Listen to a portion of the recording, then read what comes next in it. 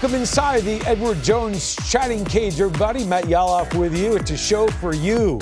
It's about you, the fan. So give us a tweet or a video call and we'll try to get you on. And today I am very excited to be introducing Mike Soroka of the Atlanta Braves because I have been dying to talk to someone from Canada, his part of Canada, for about 15 years. And I'll tell you why. Mike, welcome inside the chatting cage. Hello to you. I'm going to set it up for you. About 15 years ago, now you're from Calgary, right? I'm in the Canadian. Yeah, right. I'm in the Canadian Rockies in Banff. I'm playing golf, and I come face to face with a moose. Now I want to know if I played this correctly. I had to stare down with said moose for about 20 seconds. It felt like an hour. I didn't move until he walked away. Did I play that right? Probably, I would say so. I've seen a few actually trotting up and down our driveway, kind of where we live, because we're not too far from Banff. But I mean, they should be all right. The worst thing I'd worry about is them rushing your car or something like that. So, but I think you played it right. Okay, well, thank you. I've waited a very long time for that answer. So Calgary, Alberta, if I'm going to go there or someone for 24 hours, what do I have to see?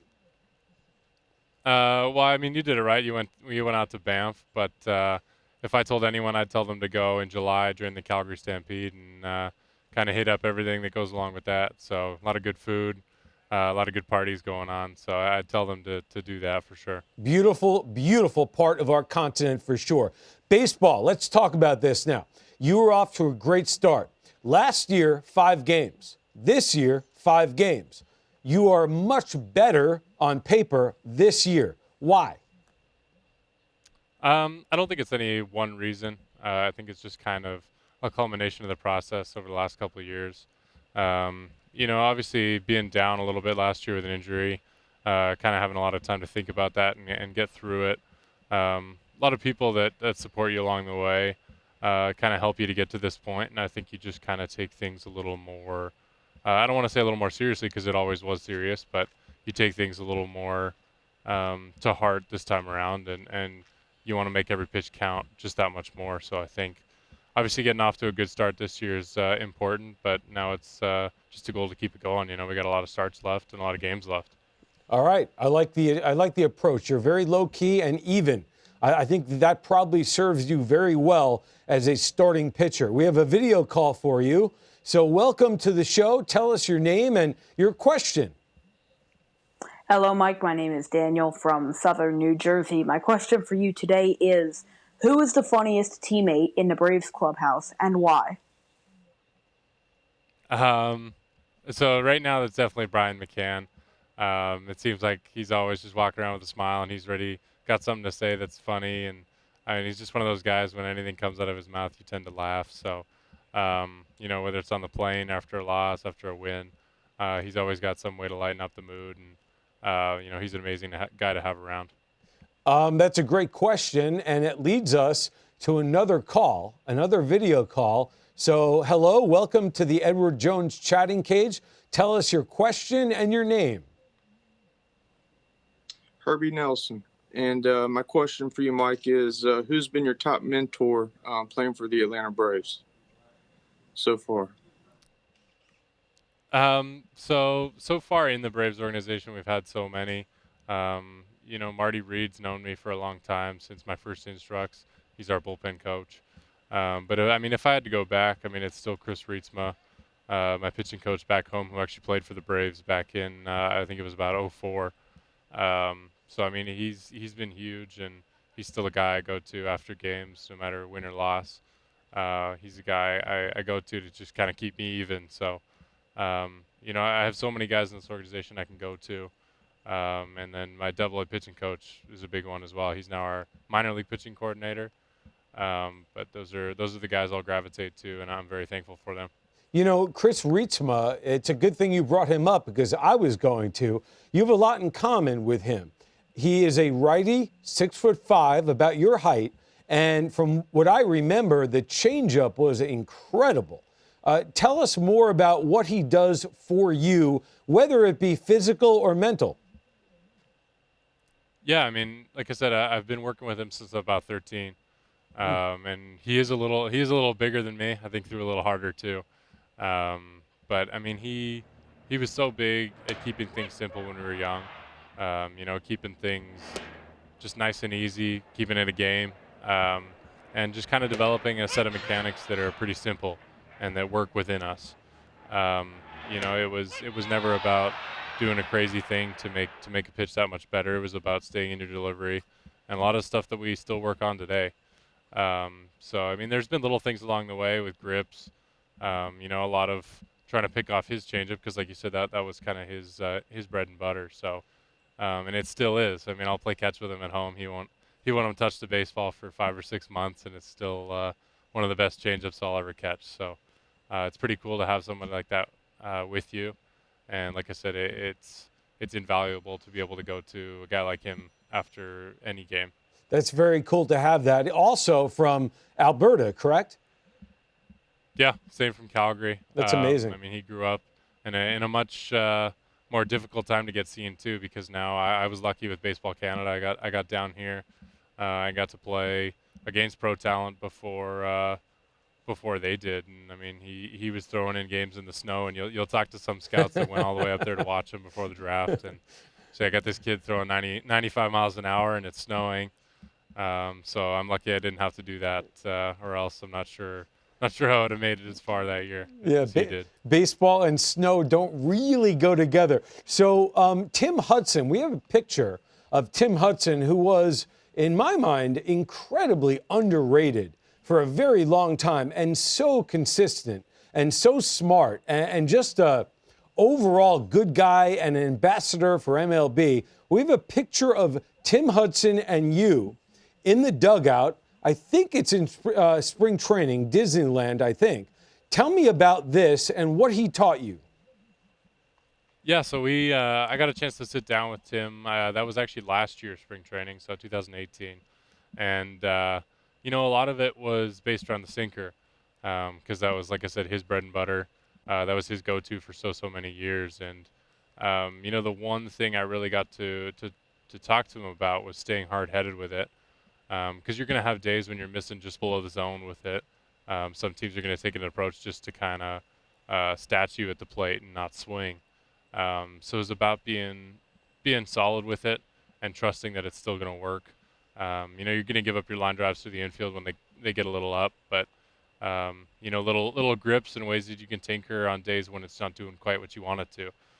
Some days when it's coming out a little more horizontal, or it's not getting that vertical depth that you want. And I think that just being able to talk to him and hear how he did it for so many years was pretty incredible. Yeah, yes. And good for you to have so many people around you who can guide you and help you along the way. Another video caller right now. So hello, welcome to the Edward Jones chatting cage. Your name and your question. Go ahead.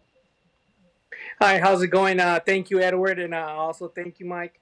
My name is Javi. I have my son just turned 11 years old. He's a pitcher. He has so much accuracy. I have him watching videos of Greg Maddux. I'm a huge Braves fan. Just wondering, see what advice can you give him, and what pitches at this age would you consider for him to be throwing? Yeah, I mean, my number one piece of advice, and I know it's cliche, and it's to have fun. That's one thing I was lucky with at home, is that I had a couple other sports to gravitate to, so I was a little older, that kept me from specializing too young, because although you love it now when you're 11, you want to make sure they love it when they're 16, 17, 18, regardless of what level they're playing at. So I think just being able to get out there and have fun with it is pretty amazing. But, I mean, you got to make sure pitch counts are in, and you can go do enough research on that. But I'd say your changeup's number one right now. If you get comfortable with that, that seems to be the guys that really move ahead, are the guys with changeups. And, I'd be a little hypocritical to say I didn't throw a curveball at that age, and I did. But, I was lucky to have some coaches around me that made sure that was being thrown properly, and I wasn't putting anything under too much strain. So, obviously love the command, and it sounds like he's having a lot of fun with it. So I'd say keep on doing that and experiment with changeups. Hey, Mike, let me change topics here a little bit. Where do you stand on hockey? Did you play? Is it a way of life up there? I know your dad played, right? So what was your career like? Yeah, so he played university hockey and a little bit of junior hockey as well, and then had opportunities to go on. But he's kind of a big man, and back in those days, in his 70s and 80s, all they wanted to do was fight. So he actually took the step away from hockey. But I decided to be a goalie when I was younger. Our goalie in Calgary at the time was Mika Kiprasov, and he was kind of the guy in Calgary, so everybody wanted to be a goalie. And I played for about 10 years up until about high school, and then just didn't really love it as much. Fell in love with baseball, fell in love with practicing, no matter if it was just hitting in the cages inside all winter, taking ground balls, or anything. I mean, throwing bullpens. I just had fun doing it. So I took off with baseball and decided to hang up the skates, and I think it worked out so far. Yeah, I think you think really. You think it worked out? I think it worked out pretty good. Another video, it's going to get better and better, too, after watching you. I think that's a very safe bet. Hello, video caller, your name and what's your question? My name is Ryan Wolbert, and my question for you is, what do you enjoy most about Atlanta? Ooh, that's a tough one. Atlanta's a home for so many good things. I mean, lots of good food I've eaten here. Lots of different types of food, too. I could do with a little less traffic. I think everybody here could say that. But no, I mean, right now the hospitality and I mean, just how united this city got last year during playoffs, and it's starting to feel like home. And I really hope I can make this home for a long time.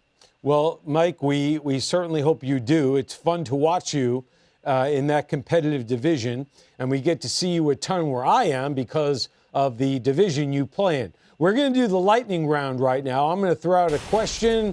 You try to answer it. Keep it short. We're going to keep this thing moving. There are 5 other Canadian-born pitchers who've been selected in the first round of the draft since 2000. How many can you name? Jeff Francis, Check. Adam Lowen. Good. Philippe Aumont. Yes. Cal Quantrill. Yes. One more. And Oh, come on, Big Maple. James Paxton. Yes, ding, ding, ding. That was very good. There Philippe Aumont, that's excellent. Next question. What's your favorite song to play on your guitar? Interstate Love Song by Stone Temple Pilots. Oh, wow. You have a lot of talent. If you took a cross-country trip, you're going to drive cross-country, either your country or our country or whatever country. What kind of car are you in, and who are you taking with you? I'm taking my dad, and I'm taking a Aston Martin DBS Superleggera, the brand new one. Oh, well, aren't we fancy? Who's your best friend? Who's your best friend on the Braves? On the Braves, Colby Allard. I know he's not up with us right now, but I mean, he's the guy I grew up with in this system, and that's him. Don't forget your friends, no matter where they are. What's the biggest advantage to being tall?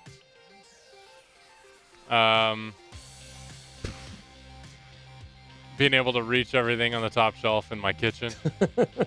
You ever hear of a ladder? I have a step stool, but anyway. Okay, what did you eat for your last meal? We had a little, I think it was steak tips, beef tips, scalloped potatoes, and broccoli. Oh, pretty good. All right, now this is a little different. What would you eat for your last meal?